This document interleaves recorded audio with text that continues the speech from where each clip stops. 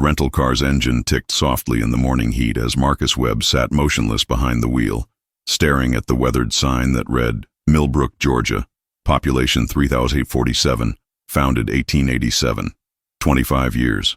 That's how long it had been since he'd driven down this particular stretch of Highway 19, past the rusted mailboxes and kudzu-draped telephone poles that marked the entrance to his childhood home. Marcus gripped the steering wheel tighter, his knuckles showing pale against his dark skin. At 43, he had built a successful career as an investigative journalist in Atlanta, specializing in cold cases that others had given up on. His editor at the Atlanta Constitution often joked that Marcus had a nose for injustice, an almost supernatural ability to smell a cover-up from miles away. What his editor didn't know was that this particular talent had been forged in the crucible of personal loss, in the unanswered questions that had haunted Marcus since he was 18 years old. The call had come 3 days earlier. Betty Morrison, his mother's oldest friend, had phoned with news that Millbrook's First Baptist Church, the same church where Marcus had been baptized, where he'd sung in the youth choir, where his faith had first taken root, was finally undergoing renovation after decades of neglect. The congregation had dwindled over the years and the building had fallen into disrepair. A construction crew from Macon had been hired to restore the sanctuary, starting with the foundation. "They're tearing up the old floorboards, Marcus," Betty had said, her voice carrying that particular weight that comes with age and accumulated sorrow. "Thought you might want to know, considering everything that happened with Pastor Williams, Pastor Ezekiel Williams." Even now, sitting in his car on the outskirts of Millbrook, Marcus could picture the man's face clearly, kind eyes behind wire-rimmed glasses, graying temples that gave him a distinguished air, hands that were equally comfortable holding a crying child or a worn Bible. Pastor Williams had been more than a spiritual leader to the community. He had been a father figure to boys like Marcus who grew up without one, a voice of reason during the turbulent times of the early 1980s when racial tensions still simmered just beneath the surface of small-town Georgia life. Marcus had been a senior in high school when Pastor Williams died. The official story was heart attack, sudden, tragic, but not entirely surprising for a 58-year-old man who carried the weight of his community's struggles on his shoulders.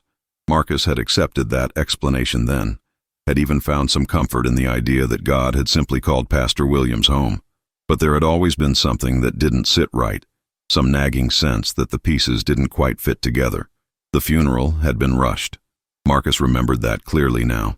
Usually, when a beloved community figure died, there would be a viewing, time for people to pay their respects, to share stories and comfort one another. But Pastor Williams had been buried quickly, quietly, with limited viewing time and a closed casket. The official explanation had been the condition of the body. The heart attack had been massive, they were told, and the family wanted to preserve their memories of him as he had been in life. Marcus had left for college at Morehouse just 2 weeks later, eager to escape the suffocating grief that had settled over Millbrook like summer humidity. He had thrown himself into his studies, into journalism, into building a new life that didn't require him to think too deeply about the questions that had no answers. His faith, once strong and sure, had begun to waver. If God was good, if God was just, why did men like Pastor Williams die while others, less worthy men, continued to prosper? Now, 25 years later, something was calling him back. Marcus finally turned the key and pulled back onto the road. The town hadn't changed much. The same weathered houses, the same struggling businesses, the same sense of time moving slowly, deliberately, like molasses in winter. He drove past Henderson's hardware store, where old men still gathered on the front porch to solve the world's problems, past the Millbrook Diner, where his mother used to take him for sweet tea and hush puppies after church on Sundays, past the elementary school where he'd learned to read from teachers who saw potential in him even when he couldn't see it in himself. The church sat at the end of Magnolia Street, a modest white building with a tall steeple that had once been the highest point in town. Even from a distance, Marcus could see the construction vehicles parked in the gravel lot, the yellow caution tape fluttering in the breeze, the stacks of old lumber that had been pulled from the building's interior. He parked across the street and sat for a moment, studying the scene. A large dumpster was positioned near the church's side entrance, filled with debris, old pews, sections of flooring, pieces of the past that were being discarded to make way for the future. Workers in hard hats moved in and out of the building, carrying tools and materials. their voices mixing with the sound of power saws and hammers. Marcus climbed out of the car and walked slowly toward the church. The morning sun was already fierce and sweat began to bead on his forehead as he approached the construction site. He wasn't sure what he was looking for, wasn't even sure why he had come, but something had drawn him here, some invisible thread connecting his past to this moment. "Can I help you?" Marcus turned to find a stocky white man in his 50s approaching, wearing a hard hat and a tool belt that marked him as the construction foreman. His voice was polite but cautious, the tone of someone accustomed to dealing with curious onlookers who might get in the way of work. "I'm Marcus Webb," Marcus said, extending his hand. "I grew up in this church, heard about the renovation and thought I'd take a look." The foreman's expression softened slightly. "Dave Thornton," he said, shaking Marcus's hand. "We're doing a full restoration. New flooring, updated electrical, fresh paint. Should be beautiful when we're done. Mind if I ask what you're finding under there?" Marcus nodded toward the church entrance. "Any surprises?" Dave chuckled. "Oh, you always find surprises in old buildings like this. Newspapers from the 1920s used as insulation. Old coins that fell through the floorboards, that sort of thing. This morning we found something kind of interesting, actually." Marcus felt his pulse quicken. "What kind of interesting?" "Well, we were pulling up the floorboards in the sanctuary. Some of them were pretty rotted out, and we found this metal box buried underneath. Looked like it had been there for decades. We called Sheriff Morrison to take a look, make sure it wasn't anything dangerous or valuable that needed to be turned over to the state." Sheriff Morrison. Marcus remembered him as Deputy Morrison from his youth, Betty's nephew, a fair-minded man who had always treated everyone in the community with respect, regardless of their color. The fact that he had taken over as sheriff wasn't surprising. In small towns like Millbrook, law enforcement often became a family business. "Did he take it with him?" Marcus asked, trying to keep his voice casual. "Actually, no. Said he'd come back later to collect it. It's still sitting in the church office if you want to take a look. I mean, you being from the congregation and all." Marcus felt his heart begin to race. "I'd appreciate that." Dave led him through the side entrance of the church, past stacks of construction materials and around plastic sheeting that divided the work area from the rest of the building. The familiar smell of the church, that mixture of old wood, hymnals, and the lingering scent of countless Sunday dinners, hit Marcus immediately, triggering a flood of memories. The sanctuary looked like a construction zone, with half the pews removed and sections of flooring torn up to reveal the wooden substructure underneath.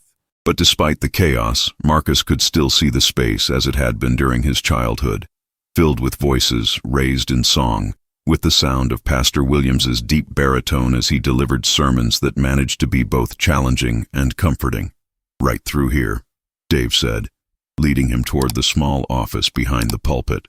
The office was cramped and dusty, filled with boxes of church records and old hymnals that had been moved to make way for the construction work.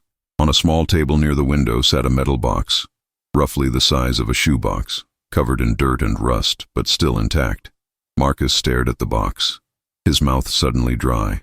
There was something about it, some sense of significance that he couldn't quite articulate. "Any idea how long it's been down there?" "Hard to say for sure," Dave replied. "But based on the condition and where we found it, I'd guess at least 20, 25 years. Maybe longer. 25 years. The same amount of time that had passed since Pastor Williams's death." "Dave, I know this might sound strange," Marcus said carefully, "but I'm actually a journalist. I specialize in cold cases, unsolved mysteries. Would you mind if I took a closer look at this before Sheriff Morrison picks it up?" Dave studied him for a moment, clearly weighing his options. "I suppose it couldn't hurt," he said finally, "long as you don't disturb anything that might be evidence."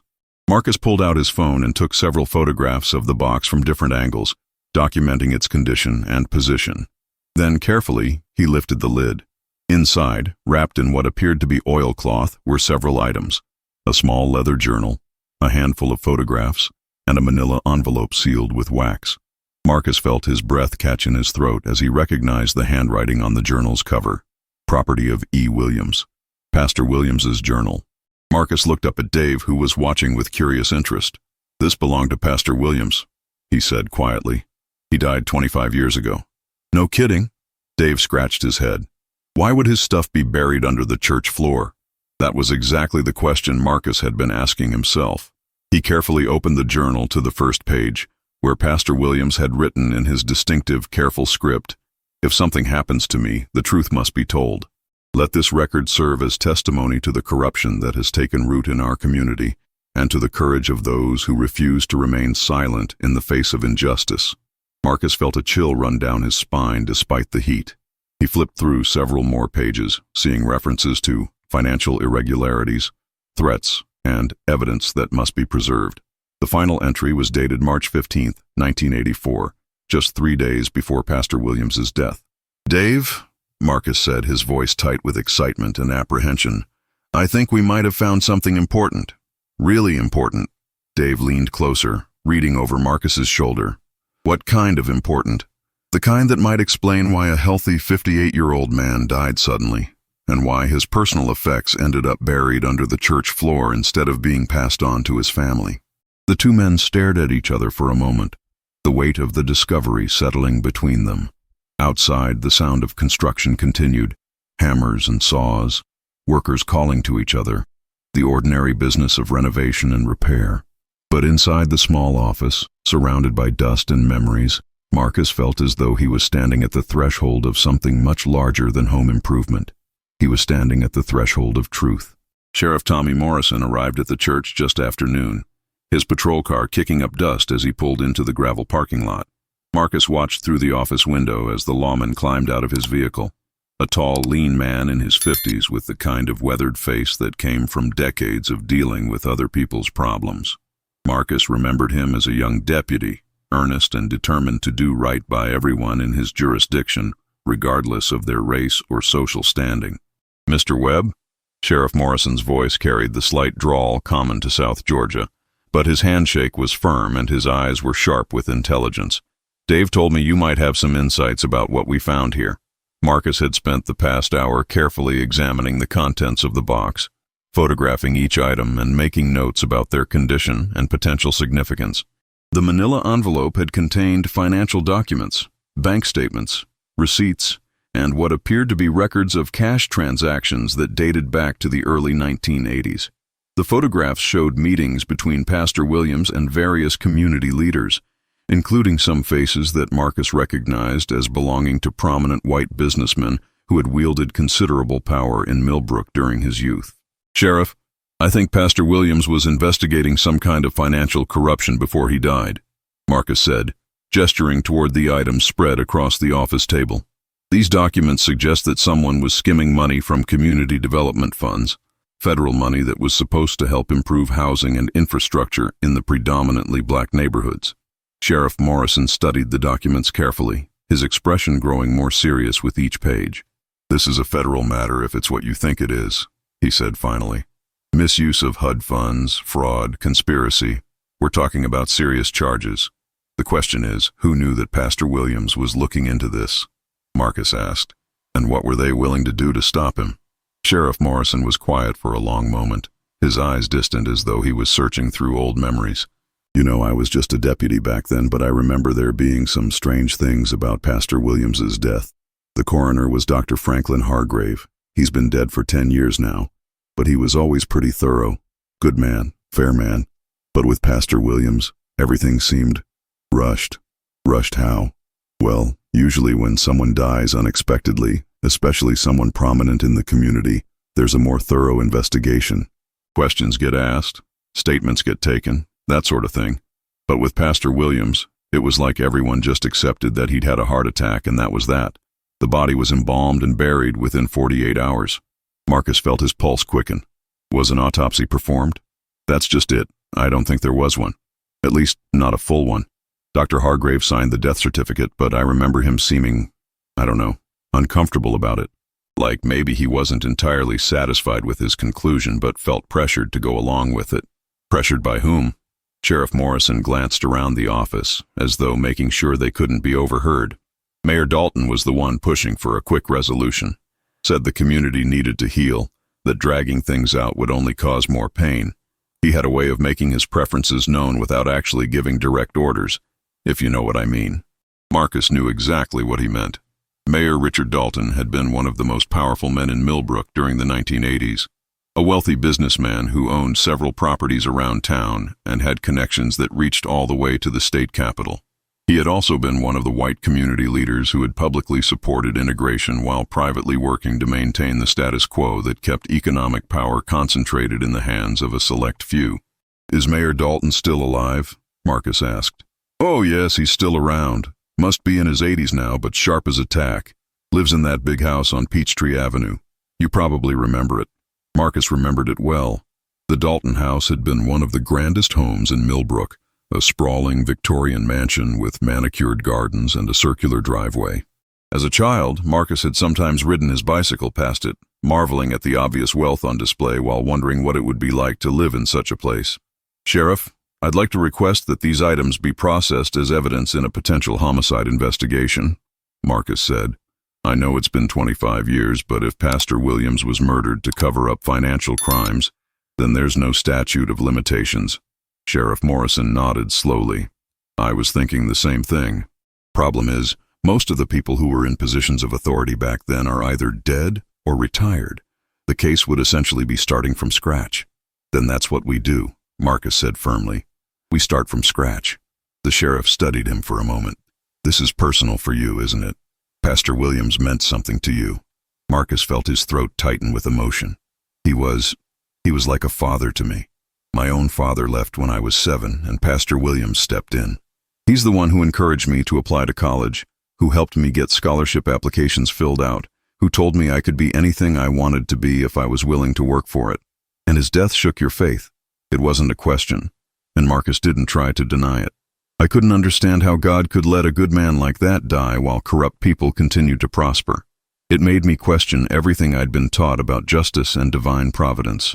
Sheriff Morrison was quiet for a moment, then spoke in a voice that was gentle but firm. "Maybe God didn't let him die, Marcus. Maybe God is using you to make sure the truth finally comes out." That afternoon, Marcus drove through the neighborhoods where he had grown up, past houses that seemed smaller than he remembered and streets that looked more worn than they had in his youth. Many of the families he had known were gone. Some had moved away seeking better opportunities. Others had simply been claimed by time and circumstance. But there were still familiar faces, people who remembered him as Betty Morrison's friend's boy, the one who had gone off to college and made something of himself. He stopped at the small house where Mrs. Evelyn Carter still lived, the same house where she had hosted Bible study groups and community meetings throughout the 1980s. Mrs. Carter had been one of Pastor Williams's most trusted advisors, a woman whose quiet wisdom and fierce dedication to her community had made her a natural leader despite the social barriers that limited opportunities for black women in small-town Georgia. At 81, Mrs. Carter moved more slowly than she once had, but her mind was as sharp as ever. She invited Marcus into her living room, which was filled with photographs spanning decades of community life, church gatherings, school graduations, family celebrations. "I wondered when you might come back," she said, settling into her favorite chair with a glass of sweet tea. "Heard about the work they're doing at the church." "Mrs. Carter, what do you remember about the days leading up to Pastor Williams's death?" Her expression grew troubled. "Ezekiel was worried about something those last few weeks, distracted. He'd asked me to keep certain papers for him, said he didn't feel comfortable keeping them at the church or at home." Marcus felt his heart race. "What kind of papers?" "Financial records, meeting notes, that sort of thing.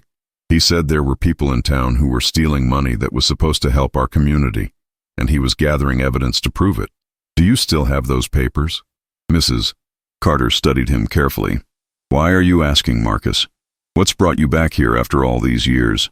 Marcus told her about the discovery at the church, about the journal and documents that had been buried beneath the sanctuary floor.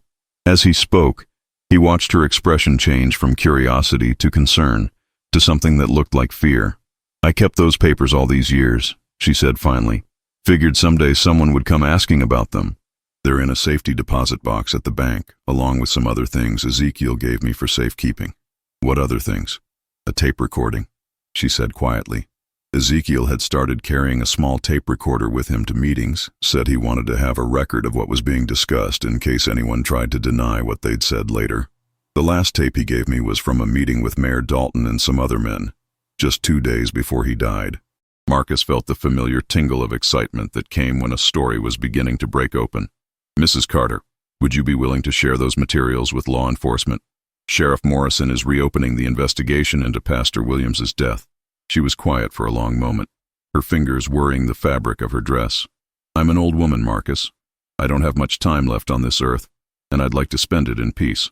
But I can't go to my grave knowing that the people who killed Ezekiel Williams got away with it." "You think he was murdered?"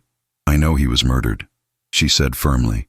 "Ezekiel Williams had the strongest heart of any man I ever knew, physically and spiritually. He didn't die of a heart attack. He died because he was about to expose corruption that went all the way to the top of this town's power structure."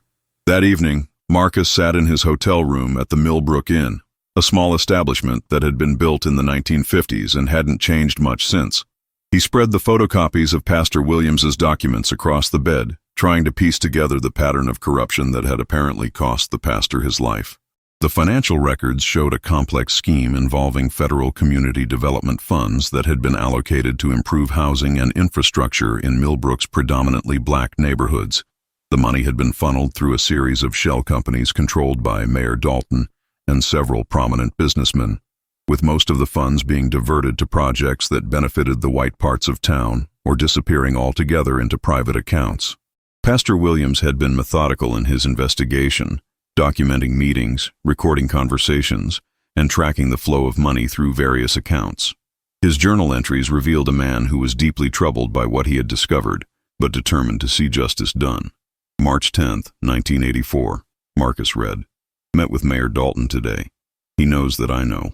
Offered me money to be reasonable about the situation. Told him that some things are not for sale. He didn't take that well. I fear what comes next, but I cannot remain silent while our people suffer, and these men grow rich from their suffering." March 13, 1984. "Someone broke into the church last night. Nothing was taken, but my office was searched. They're looking for the evidence.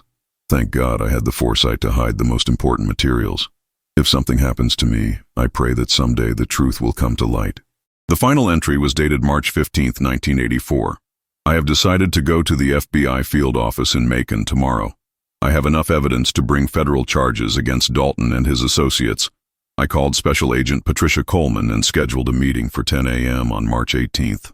I am afraid, but I am more afraid of what will happen to this community if these crimes continue. May God protect me and give me strength to do what is right." Pastor Williams had died on March 17, 1984, the night before his scheduled meeting with the FBI. Marcus reached for his phone and called Sheriff Morrison. "Tommy, I need to know if there are any records of Pastor Williams trying to contact federal law enforcement in March of 1984. "I can make some calls," the sheriff replied. "Why?" "Because I think he was murdered the night before he was supposed to meet with an FBI agent about the corruption he'd uncovered." There was a long silence on the other end of the line. "Marcus, if what you're suggesting is true, we're not just talking about a 25-year-old murder case. We're talking about a conspiracy that could implicate some very powerful people." "I know," Marcus said quietly. "The question is, are you willing to pursue it wherever it leads?" "I took an oath to uphold the law and seek justice for all citizens of this county," Sheriff Morrison replied. "That includes Ezekiel Williams, even if it's 25 years too late." The next morning brought news that chilled Marcus to the bone. Sheriff Morrison called just after sunrise with information from his contact at the FBI field office in Macon. "They found the records," the sheriff said, his voice tight with controlled anger. Special Agent Patricia Coleman, now retired, confirmed that she had an appointment scheduled with Pastor Williams for March 18, 1984. He never showed up. When she tried to follow up, she was told by local authorities that he had died of natural causes and that there was no evidence of any criminal activity. Who told her that? The report was filed by then-Sheriff Walter Briggs, my predecessor. He's been dead for 15 years, so we can't ask him about it directly. But Agent Coleman said something else that's interesting. She said that about 6 months after Pastor Williams's death, the FBI did launch an investigation into misuse of HUD funds in several Georgia counties, including this one. But they were never able to find sufficient evidence to bring charges. Marcus felt the pieces of the puzzle beginning to align, because the key witness was dead and his evidence had been hidden. That's what it looks like. Marcus, I want you to know that this is going to get complicated. Some of the people who were involved in that scheme are still alive, still connected, still powerful. They're not going to want this story to come out. Are you trying to warn me off? I'm trying to warn you to be careful. 25 years ago, someone was willing to commit murder to keep their secrets safe.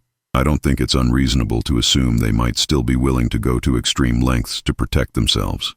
Marcus spent the morning at the Millbrook Public Library, researching newspaper archives from 1984. The Millbrook Gazette had been a small weekly paper that focused mainly on local events, church socials, high school football games, city council meetings. But Marcus found several articles that painted a picture of the community during those crucial months.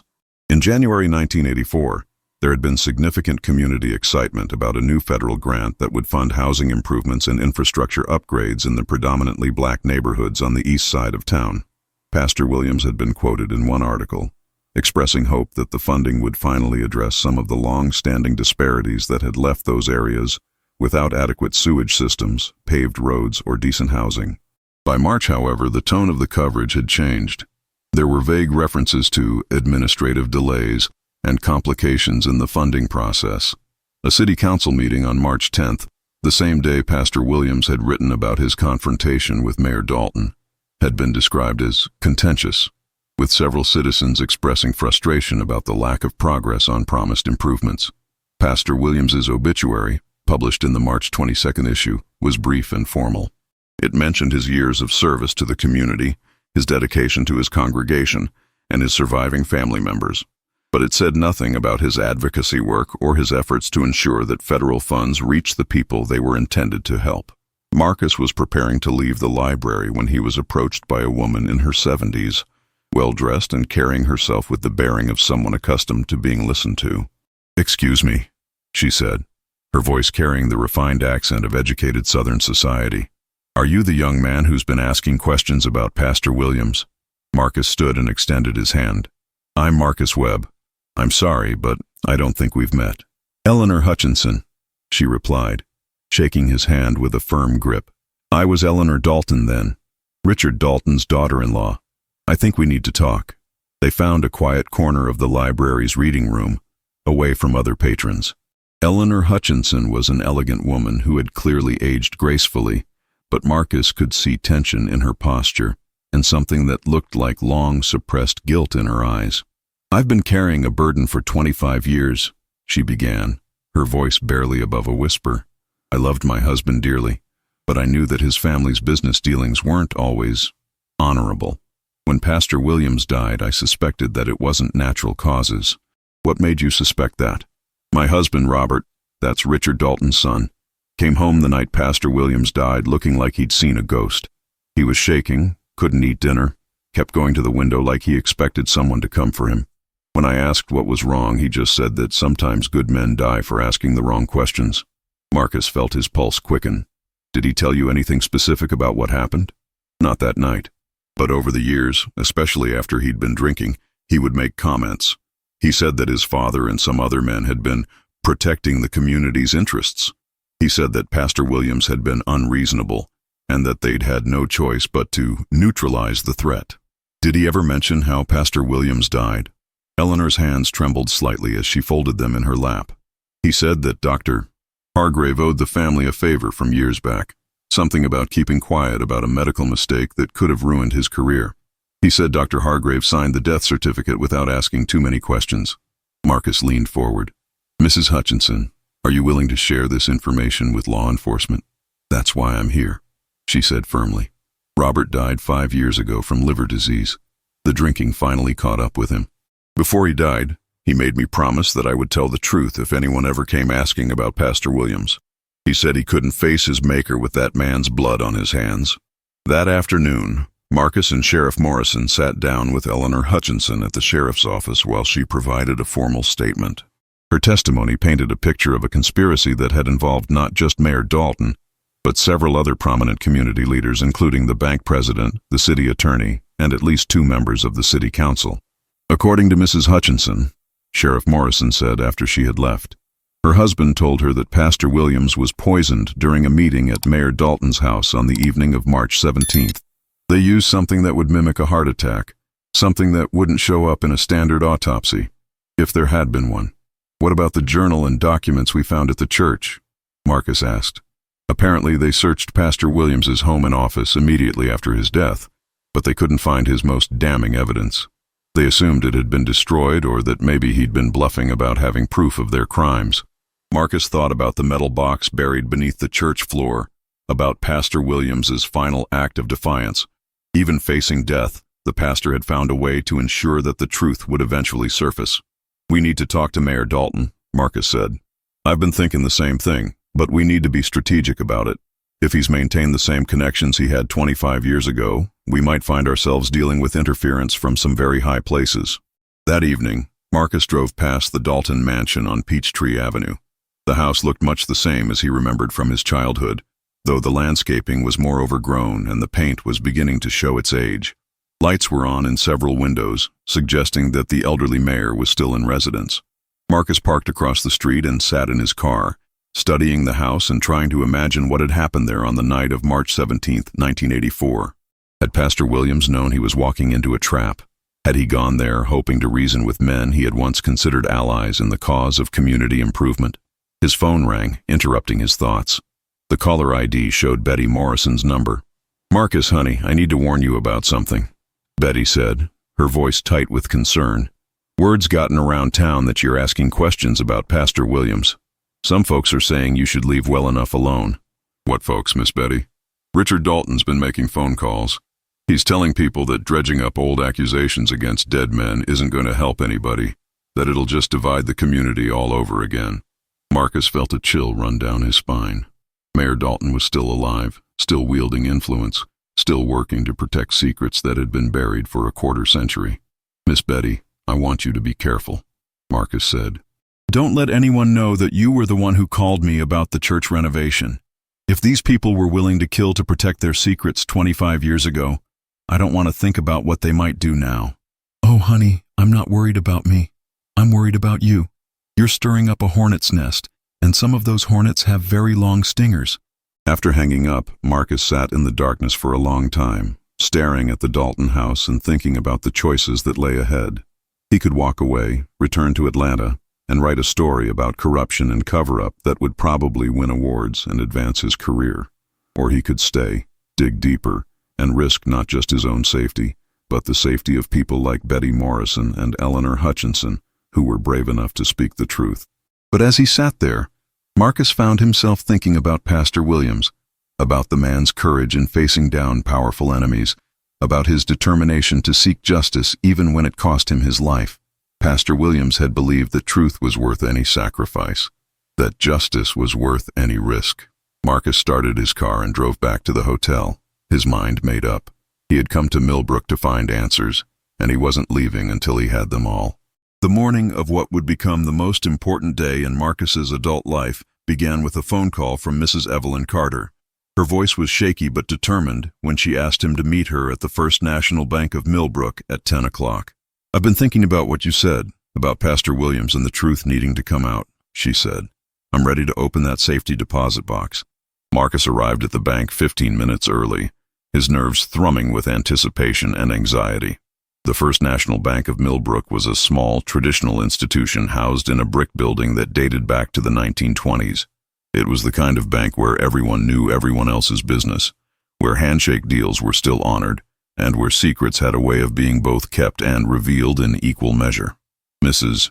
Carter arrived precisely at 10, accompanied by Sheriff Morrison and a stern-looking woman in her 40s who introduced herself as Assistant District Attorney Sarah Chen from the County Prosecutor's Office. Sheriff Morrison had apparently decided that whatever they found in the safety deposit box would need to be processed as evidence in a potential criminal case.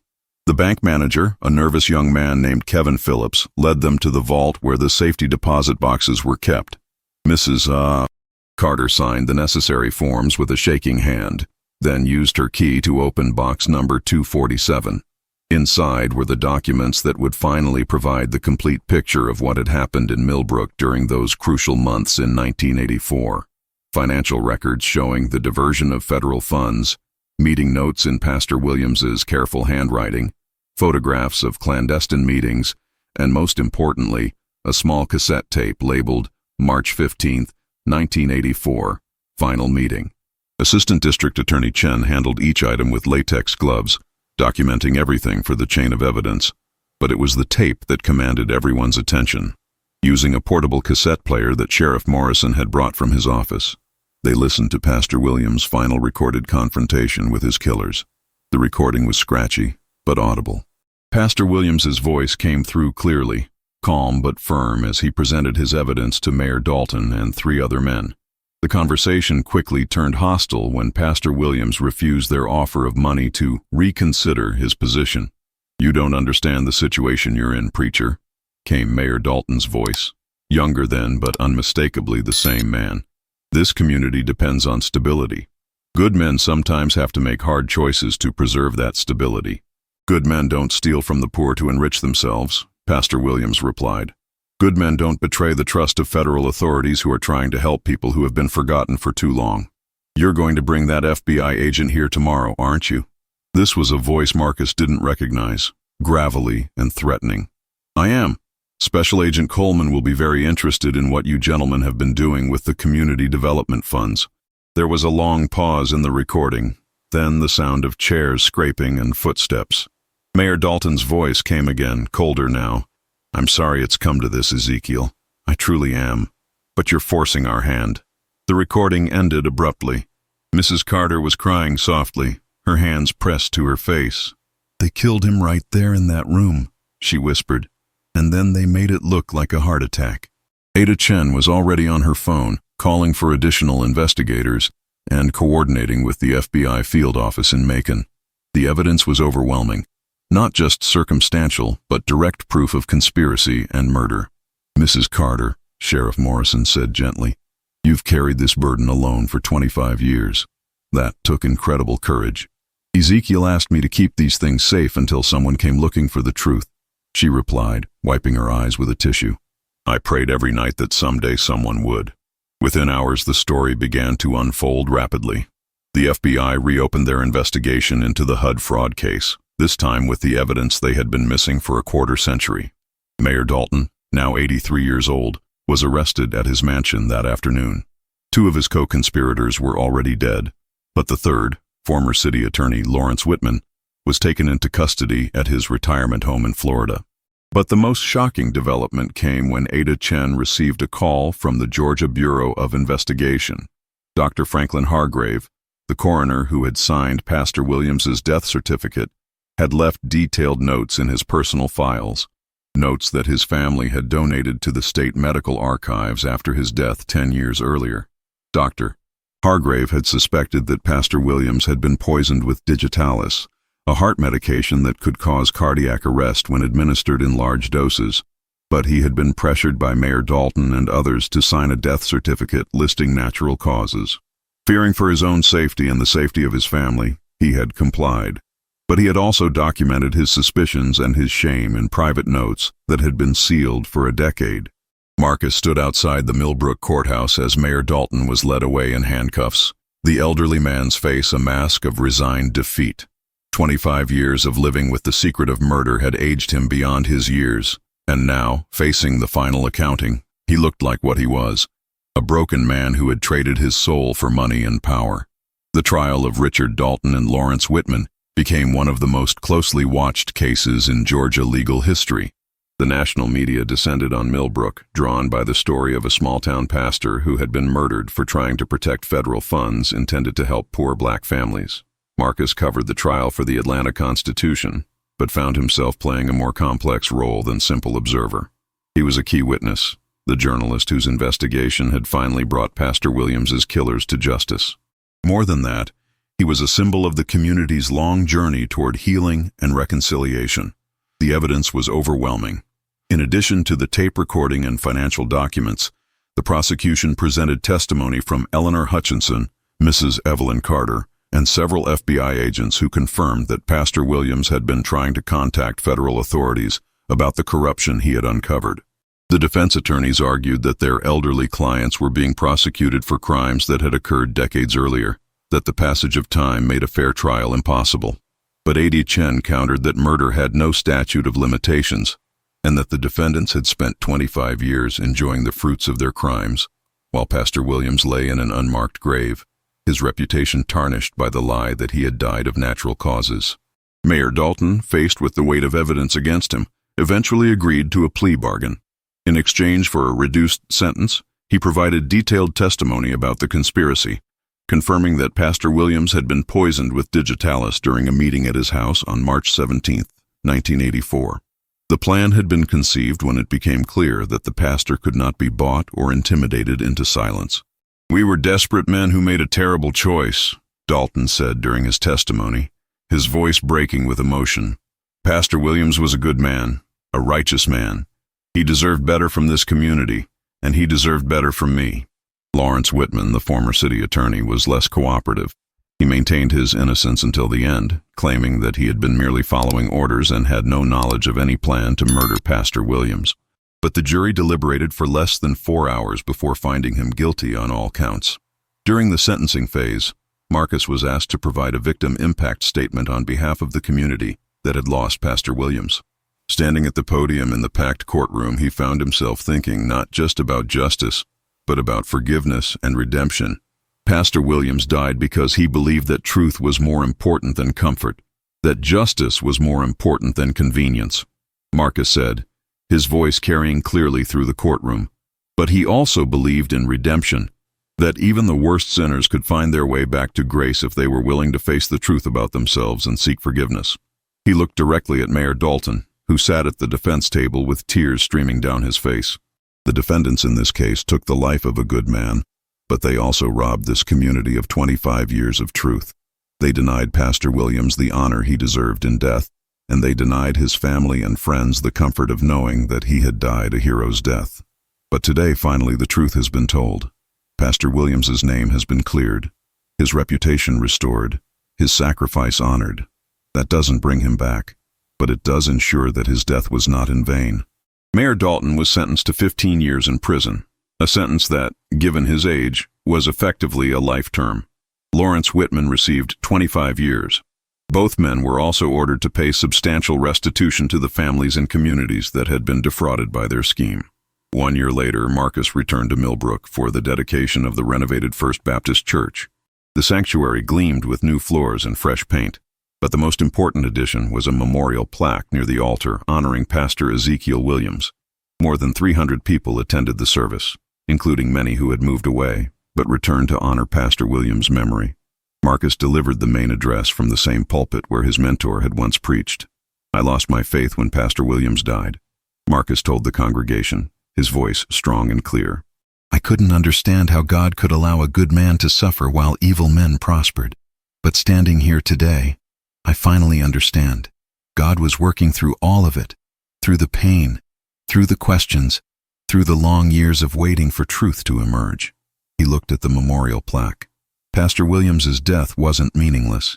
It was the seed of something larger, a community's journey toward justice, healing, and redemption.